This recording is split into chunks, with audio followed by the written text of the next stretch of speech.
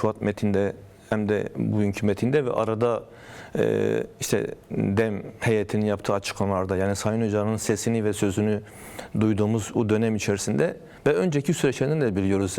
Kürt meselesinin derinliğini sürekli tarif etti. Yani Kürt meselesinin 200 yıllık bir mesele olduğunu, 200 yıllık tarihsel, arkasında tarihsel toplumsal nedenlerin bulunduğunu, aynı zamanda 4 parçaya bölünmüş Orta Doğu'nun merkezinde olan bir coğrafyadan 60 milyonu aşkın bir halk gerçekten bahsediyoruz. Bunun hep kolay bir mesele olmadığını ve 200 yıl boyunca da bu meselenin, hani bu metinde de var, bir isyan ve bastırma denklemi içine tutulduğunu, aslında bir döngü, geçmişte biliyorsun, belki hatırlatmak açısından söyleyeyim, Sayın Öcalan Kürt kapanı diyordu, yani isyan ve bastırma denkleminin dışına bir yere çıkarmak istiyor ve bu konudaki yaklaşımının aslında stratejik olduğunu 90'lardan beri yaptığı çabalardan beri biliyoruz. Ama özellikle son 2 yıllık küresel gelişmelerin yarattığı havada da Sayın Öcalan inisiyatif alarak yeniden bir süreci başlattı. Yani bu sürecin aklı, stratejisi, aslında moral, motivasyon gücünün Sayın Öcalan olduğu çok açık. Yani neredeyse bir yıl boyunca aslında süreç bir bütün olarak çoğunlukla ya da Sayın Öcalan'ın omuzları üzerinden gelişti aslında. Bu süreci kendisi taşıdı. Ciddi bir inat, çabayla yani pek çok insanın, Kürtlerin de belki önemli bir kısmının hani inancını, bu sürecin gelişebileceği noktasında inancını yitirdiği noktada Sayın Öcalan geçen süreç konusunda sağlam durdu. O aradaki bir yıldaki krizlere rağmen sürekli yol açıcı oldu. Bir ısrar ve bir çabayla bu yolu açık tutmak istedi ve bugüne kadar getirdi ve bunun tabii pratik sonuçlarını arkadaşlar da ifade etti. Fakat daha da önemli olan bu pratikte adılan Sayın Öcalan çağrısı üzerine toplumu ya da özgürlük hareketinin attığı adımları bir tarafa, yani bu ısrarın kendisi, bu bir yıldır bu süreci taşıyor olması ve bu süreci bugüne kadar olmasının kendisi gerçekten çok kıymetli. Bununla bir zihniyet, bir mantalite yaratmak istiyor. Yani barışın, bu tarihsel meselenin barış ve çözümle çözülebilecek bir zihniyeti yaratmak istiyor. Dikkat ederseniz başından beri yani Kürt hareketinin, mesela PKK'nın feshinde de söyleniyordur. Zihnen bu süreci, barış ve demokratik mücadelesinin, ortak yaşamın zihinsel yapısını da oluşturmak istiyorum. Buradan şuna gelmek istiyorum. Yani atılması gereken çok adım var. Arkadaşlar da ifade ettiler. Bu önümüzde ciddi zorluklar da var. Yani bugüne kadar devlet kanadından ya da devlet dışı kanattan da aslında, yani devlet de yekpare değil. Yani sadece burada AKP, MHP'den bahsedemeyiz. Yani CHP, ulusalcı kesimin tutumu, bir sürü kesimin, her kesimin tutumunu bu meselede ayrı ayrı da ele alabiliriz. Yani bunların yarattığı zorluklar ya da meseleyi son derece dar, güvenlik esneği tutma noktasındaki çabaları da var. Fakat esasında yani mesele tek tek şu madde değişsin ya da şu adım atılmasının ötesinde, ki bunlar biraz biliniyor. Yani Türkiye toplumunun aslında barışa ve çözümü açık hale getirmesi lazım. Bunun atmosferinin yaratılması lazım. Bir ortak ruhu yaratmak istiyor. Yani hukukun kendisi de, atılması gereken adımlar da bunun hani pratik, maddi boyutlarıdır. Ama sadece bakıyorsunuz barışa, çözüme olan inanç biraz Sayın Öcalan üzerinden gelişiyor. Mesela Türkiye toplumunda hani milliyetçiliğin tırmandırılması, basın üzerinden son derece zehirli bilginin ısrarla sürdürülüyor olması, barışın toplumsallaşması önünde bu bir yılda ciddi bir gelişmenin yaşanmasını da engelledi. Kürt Halk Önderi Aybetullah Kocaman diyor ki buyurgan dil yerine ortak akıl şart. İşte çünkü bence bu süreçte yani arkadaşların bahsettiği zorlukların ötesinde temel asıl zorluk bu. Bu ruhsal, bu iklimi, barışa ve çözüme dönük iklimi yaratabilecek adımlar oluşmasına izin verilmedi. Mesela milliyetçilik döneminin belki Türkiye tarihinin en zirve noktası, Türk milliyetçiliği en zirve noktasından birini yaşıyor. Bunun devletten bağımsız olarak gelişebileceğini düşünmek Türkiye iktidarları arasında zor olur. Elbette tüm milliyetçileri aynı kefeye koyup devlete de bağlamıyorum. Ama yani yani 100 yıldır biriken tortular üzerine gelişen bir milliyetçi ve zehirli bir dil de var. Fakat bunun aşılması konusunda en ufak bir çaba gösterilmediğini de görüyoruz. Dolayısıyla temel mesele barışa dönük umudun, çabanın ya da ona inancın, barışın toplumsallaşmasının ortamı bu süreçte yaratılamadı. Bu sürecin temel zorluklarından biri bu. Eğer bu yaratılabilir bir şey olsaydı mesele bence daha yani o kök nedenleriyle birlikte tartışılıp belki ortak yaşam konusunda daha iyi adımlar atılabilirdi. Aradaki makas çok açık. Sayın Öcalan'ın Kürt meselesinde Kürdistan'a ve Türkiye Orta Doğu'ya koyduğu çerçeveyle yani cumhuriyetin yeniden inşa etme, yeni bir cumhuriyet inşa etme, bu cumhuriyete demokratik bir karakter kazandırma. Bu meselenin ana özü bu zaten. Bu cumhuriyetin sadece Kürt meselesi değil, tüm meselelerin temel problemi bu cumhuriyetin demokratik olmaması. Dolayısıyla Kürt meselesi ve tüm meselelerin çözülebilmesi açısından bu cumhuriyetin yeniden inşası gerekiyor. Ve pek çok yerde Sayın Öcalan söylüyor, bu mesele cumhuriyetin yeniden kurmak kadar önemlidir. Dolayısıyla bu cumhuriyetin içinde yaşayan herkesin bu süre içerisinde yer alması ve çözülmesi lazım. Ama burada özellikle yani bu bir taraftan bu perspektif var. Diğer taraftan sadece güvenlikle arkadaşlar ifade etti. Güvenlikle sınırlı bir perspektif var. Arada makas çok açık. Yani Sayın Öcalan'ın meseleye bakışıyla bu meselenin hükümet kararında tutulmak istenen nokta arasındaki makas çok fazla açık. Dolayısıyla temel sorun şu, bunu nasıl yakınlaştıracağız? Nasıl bu meseleyi hani güvenlik meselesinin dışına çıkaracağız? Nasıl barışa yönelik, ortak yaşama dönük umudu güçlendireceğiz? Yani devletin, hükümetin yaklaşımı Kürt toplumunda da bir sürü problem yaratıyor. Yani Kürt toplumu da Sayın Öcalan'ın bu işin moderasyonunu yaptığı için ona inanıyor. Bu işin öncülüğünü yaptığı için, bu işi sırtladığı için yani buna dönük umudunu sürdürüyor. Dolayısıyla belki ikinci aşamada atılması gereken adımlarla birlikte bu atmosferin değişmesi, bu daha barış iklimine uygun bir toplumsal atmosferin yaratılması lazım ki aslında herkesin katılabileceği bir sürece girelim. Yani bu süreçte temel sıkıntıdan biri süreç sadece yani bir masa etrafındaki kesimlerden oluşmuyor. Hani Türkiye 80 milyonsa 80 milyon dahil olduğu bir barış sürecine giriş yapmamız lazım. Zaten bir yerde Sayın Öcalan diyor, inşayı toplumla birlikte ve toplum içinde yapmak lazım. Şimdi bunun yolu nasıl olacak? Bunu biraz tartışabiliriz. Sayın Öcalan'ın pozisyonunun değişmesi lazım. Başka bir sürü adımların atılması lazım.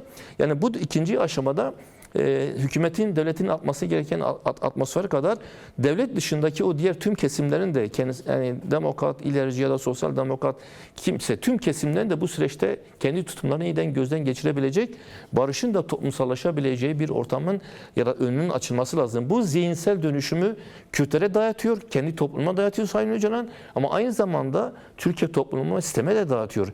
Yani Kürtler buna giriş yaptı. Kürt hareketi en ufak bir sıkıntı yaratmadan Sayın Öcalan'ın gerçekten bu meseleyi stratejik gördü ve bunun gereğini yaptı.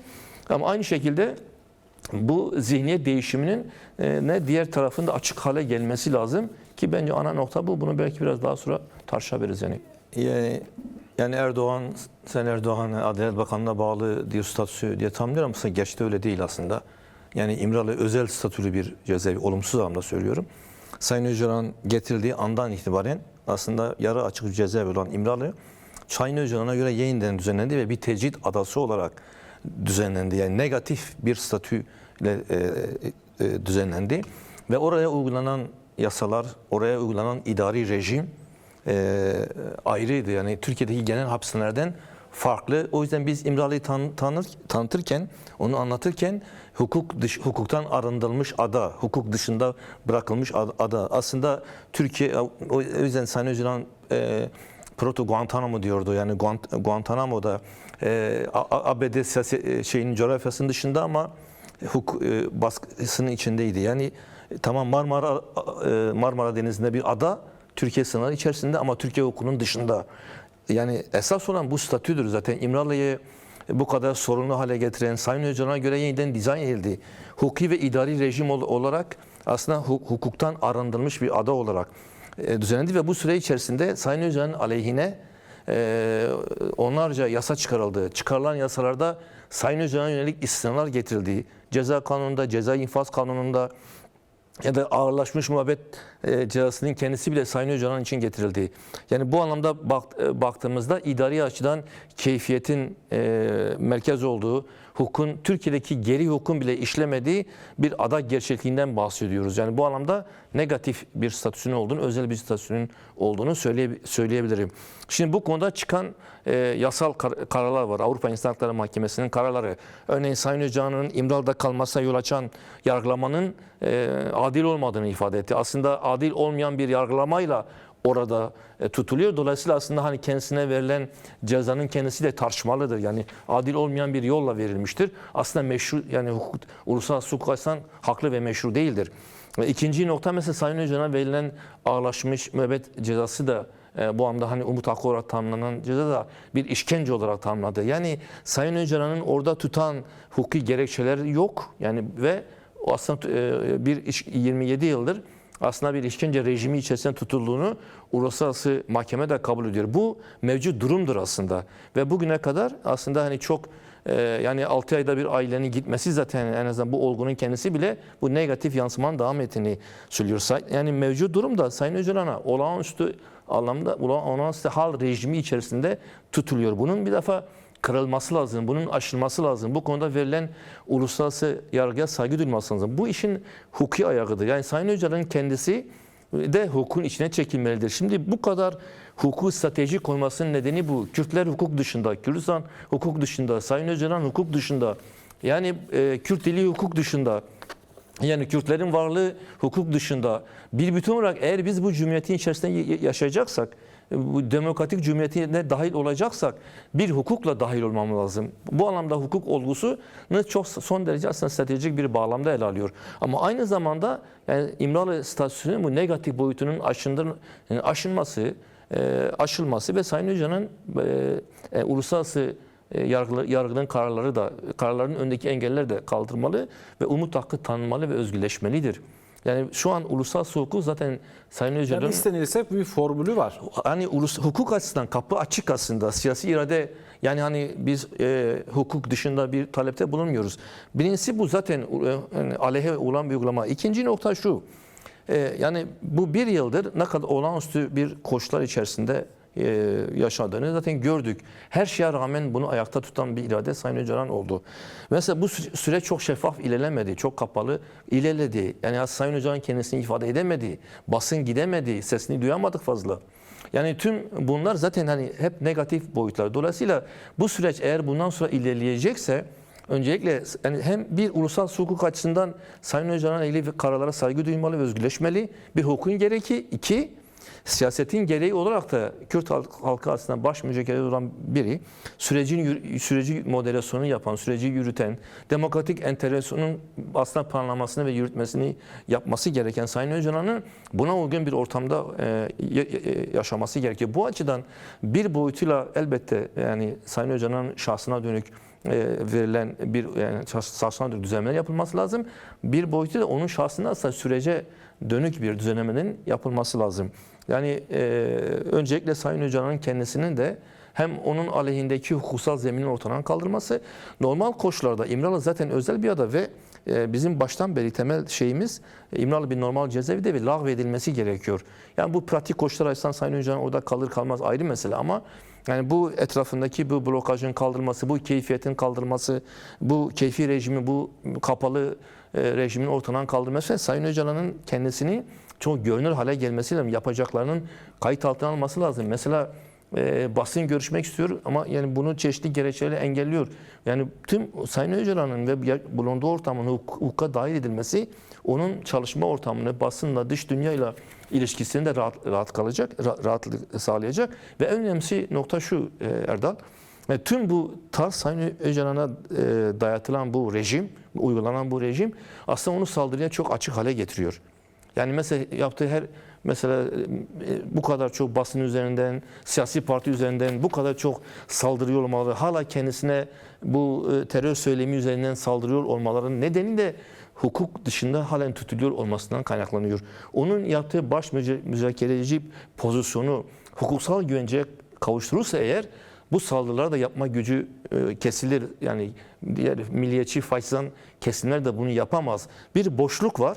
Bu boşluk aynı zamanda hukuksal anlamda tarif edilmediği için saldırıya da açık hale getiriliyor. Bu bir yıllık sürecin bir ayağı da toplumdur. Bir ayağı da Kürt toplumu, aslında demokratik ilerici toplumdur. Meseleyi sadece devlet bağlamında ele almak aslında biraz yanıltır. Benim gördüğüm tartışmalarda gördüğüm en temel eksiklerden biri şu.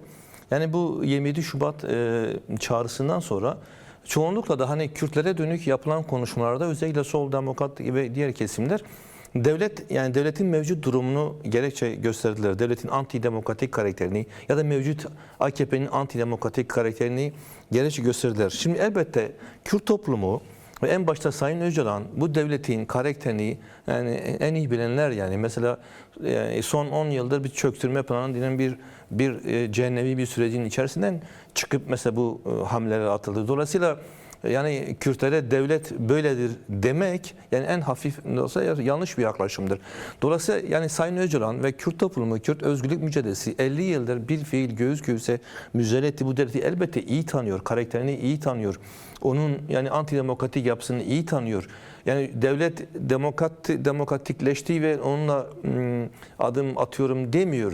Zaten dikkat ederseniz hiçbir metinde devletin de mevcut cumhuriyetin de demokratik olduğuna dair, gelişlerine dair bir belirleme yok. Neredeyse 1977'de PKK kurulunda söylediği neyse şu an söylediği şey aynıdır devletin karakterine dair. Mesele şu, devletin karakterini en iyi bilen elbette Kürt toplumu, çünkü en fazla devletin baskısına maruz kalan. Mesele bu devletin nasıl değiştireceği, mevcut konjonktürde, mevcut küresel, bölgesel koşullar içerisinde bu devletin nasıl değiştireceğine dönüyor. Özellikle ben şunun altını çizmek istiyorum. Hani ulusalcı kesimlerin saldırısı da bence çok bir yan var yani. Son 10 yıldır mevcut iktidar uzun zamandır bir savaş iktidarı olarak kuruldu. AKP'yi bu kadar güçlü hale getiren, Erdoğan'ı tek adam haline getiren tek şey bu çökme planıyla birlikte gelişen derin savaş stratejisidir. Kesinlikle. Dolayısıyla bu barış süreci, bunu mesela çok az Türk aydını bunu görebildi ve yazabildi. Yani bu süreç biraz gelişti, silahsızlanma, çatışmanın ortadan kalkması esasında mevcut iktidarın da ya da mevcut iktidarın bir anlayışın da özellikle şiddete dayalı oluşan bu rejimin de aslında maddi zemini ortadan kaldırılacak ve objektif alanda Türkiye'yi demokrasi açık hale getirecektir. O yüzden hükümet biraz bu kesimleri de yanında tutmak için örneğin CHP dönük saldırıda da ara vermiyor ya da o tür saldırıda ara vermiyor. Yani sorun devlet işte belediye kayyum atıyor, devlet işte tutuklamalar yapıyor ya da belediye başkanımıza şunu yapıyor deyip çekilmektense, ki bunu zaten bu şiddet rejimi üzerinden bunu geliştiriyor. Bu sürecin önünü açarak aslında bu devlet dönüştürebilir. Mesele biz devleti nasıl dönüştüreceğiz? Devleti tanıyoruz, biliyoruz. Devletin yapması gerekenler var ama biz devleti nasıl dönüştüreceğiz? 99'da Sayın Öcalan o adımları atarken de söylediği bir şey oydu. Bizim amacımız bu devleti dönüştürmektir. O yüzden müzakere ve mücadele denkleminde sadece müzakereye odaklanmak işin en yanlış tarafıdır. Bu müzakereyi de güçlendirecek ya da bu dönüşümü de sağlayacak olan mücadeledir. Mesela bence bu bir yıllık süre içerisinde hepimizin, herkesin kendisini hani diyeyim halk deyimiyle şapkasının önüne koyup düşünmesi gerekiyor. Sayın Öcalan'ın ortaya koyduğu performansına benzer ya da yaklaşım dışarıda ne kadar geçerişebildik. Kendi yani hani çuvaldızı başkasına batırıp iğneyi kendimize de batırmamız lazım da gerçekten bu bir yıllık süreç çok kıymetli bir süreç. Pek çok açıdan Avrupa'da, Türkiye'de, değişik yerlerde çok daha güçlü bir şekilde değerlendirilip barış isteyen kesimlerin başta Sayın Öcalan'ın şeyi çok daha fazla eli çok daha fazla güçlendirebilirdi. Yani bunun bir mücadele işi olduğunu görmek lazım. Mesela ben 90'lı yıllardan itibaren insan hakları mücadelesinde yer aldım. Ben devlet terörü kavramıyla büyüdüm. Yani o mücadele içerisinde bu devletin yaptıklarını biliyoruz. Örneğin yani yakılan köyler ortada duruyor. Faili meçhuller henüz çözülmedi. Cumartesi anneleri taleplerine devam ediyor. Dolayısıyla bir hakikat yüzleşme, bunu bir sivil alanda gündeme getirebiliriz. Yani bu toplumun ilerici demokratik güçlerinde barışı merkeze alan ama barışı çeşitlendirebilecek, zenginleştirebilecek mücadele hatlarına ihtiyaç var. Sadece yani işi devlete bırakırsa bu devlet olabilecek en dar yerde tutacak. Bahsettiğin hukuki işler için de aynı şey geçerli. Bu süreçte güçlü bir toplumsal mücadele çıkması gereken yasaların içeriğini de belirleyecektir. Devlete bıraksak devlet gerçekten, bakın raporda çok yani trajikomik şeyler var. Bir devlet kendi en üst mahkemesi, Anayasa Mahkemesi aldığı karar diyor, raporda yazılan diyor Anayasa Mahkemesi'nin kararına uyalım. Yani bu trajikomik bir şey. Yani bir devletin kendi mahkemesine kararına uyması için rapor çıkarması gerekmiyordu. Bunların zaten yani fiili anlamda engelleri ortadan kaldırırsa zaten sorunların bu raporda geçen bahsiler gerçekten fiili durumlardır. Fakat burada iki şey çok önemli hukusal açıdan. Orta vadede de çok bizim güçlü bir şekilde bunun üzerinde durmamız lazım. Birincisi barış yasada bahsettiği çatışma zeminin ortadan kaldırması ve çatışmanın sonuçlarının ortadan kaldırması. Bu çok geniş bir kavram. Yani aynı zamanda yani silahlı mücadele yürütülerine gelip demokratik siyasete girmesi kadar içeriklerin çıkması, sürgünlerin dönmesi, yani çatışma barış yasalarından kasıt yani çatışma sürecinin tüm sonuçlarıyla birlikte sürdürüp bir normalleşmeye doğru gitmesi. Ama onun ötesinde demokratik hukuk mücadelesi Kürtlerin aslında Cumhuriyete hukuk üzerinin dahil olmasıdır. Bu açıdan atılması gereken yani Kürt dili, kültürü, Kürtlerin varlığı, az önce arkadaşım bahsettiği anayasal vatandaşlık kavramının değişmesi metinde de var. Bu yani iki boyutlu bir güncel dönemde bu çatışmanın sona erdirilip hukuk zeminine çekilmesi, iki Kürt toplumunun hukukun içine dahil edilmesi, dolayısıyla hukuk üzerinden Cumhuriyete dahil edilmesi. Bu açıdan gerçekten bana göre ucu açık, zengin ve kapsamlı bir hukuk mücadelesi ve hukuksal düzenlemeler gerekiyor. Fakat bunları elbette adım adım gerçekleştirmek gerekiyor. Bunların tümünün bir anda olsun diye söylemiyorum ama bu zaten Sayın Öcalan bir perspektif, bir çerçeve ortaya koyuyor. Bir ufuk ortaya koyuyor. Biz bu cumhuriyette nasıl yaşayacağız? Biz nasıl bu cumhuriyetin parçası olacağız? 100 yıldır cumhuriyetin dışında tutulan insanlar nasıl bu cumhuriyete dahil olacak? Ve bu çok kapsamlı bir şey. Hem demokratik siyaset üzerinden dahil olacak, aynı zamanda hukuk üzerinden dahil olacak. Yani bunların çetelesini tutmak, bunların şeyini yapmak tek bir programda da hani yapmak mümkün değil. Fakat Doğru. bunun özünden bir tanesi, merkezinde arkadaşın bahsettiği gibi vatandaşlık tanımının değiştirmesi, özgür vatandaşlığın, anayasal vatandaşlığın bu cumhuriyetin temel anayasal karakterine getirilmesi gerekiyor. Ya esasen hani başta da çok güçlü tartışamadık ama son 2-3 yıldır dünyada özellikle sol entelektüellerin tartıştığı bir kavram var. Diyor ki mevcut gidişatı arkadaş da biraz ifade etti. Yani küresel savaş rejimi olarak tarif ediyorlar. Mesela yakın zamanda 33 entelektüel de Sayın Öcalan'la ilgili çağrı yaptı. Son dönemde mesela dünyanın en etkili entelektüelleri Sayın Öcalan'ın bu projesinin arkasında duruyor. Bunu niye diye düşündüğümüzde şunu görüyoruz. Çünkü mevcut gidişatı 2-3 yıldır kapitalizmin dönüşüm geçirdiğini, küresel kapitalizmin bir küresel savaş rejiminin kurulduğu söyleniyor. Sadece silah teknolojisindeki gelişmeler değil. Aslında sermayenin askerleştirmesi, toplumun askerleşmesinden oluşan bir savaş rejimi gerçekliği var ve biz bunun sonuçlarını Orta Doğu'da yaşıyoruz. İşte Ukrayna, Pakistan ve bunu yaşama da devam ediyor.